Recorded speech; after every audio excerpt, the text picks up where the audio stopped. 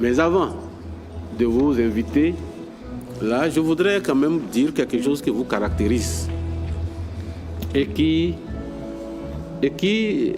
sous-tend notre admiration par rapport à ce que vous êtes. On n'invente pas la roue. Donc je vais tirer ça quand même des écrits d'un Sud-Africain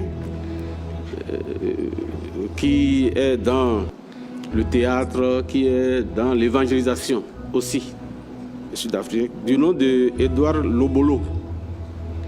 Pour ceux qui sont souvent dans les évangélisations, je ne veux pas vous évangéliser, hein, ce n'est pas ça, non, loin de là. Il disait ceci: le pouvoir, lorsqu'il n'est pas équilibré par la sagesse et la vertu, devient une drogue pour l'âme. Il séduit, enivre et enferme celui qui le détient dans l'illusion d'une toute-puissance. Mais plus il s'accroche, plus il s'éloigne de l'humanité qu'il devrait servir.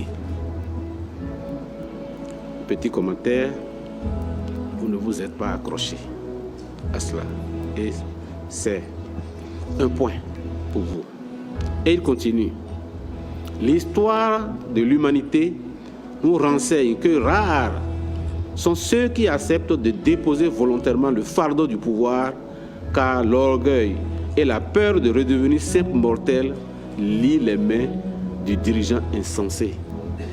Ça vous caractérise, puisque vous ne vous accrochez pas à ça, puisque vous voulez faire partie des rares qui ne veulent pas s'accrocher au pouvoir, de peur de redevenir un simple mortel.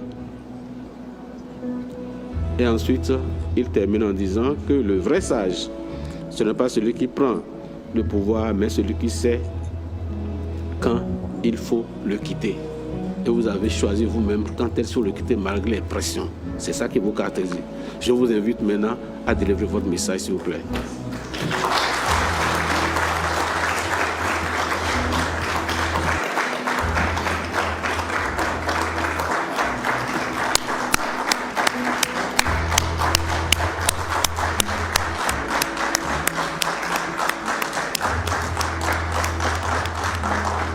Merci.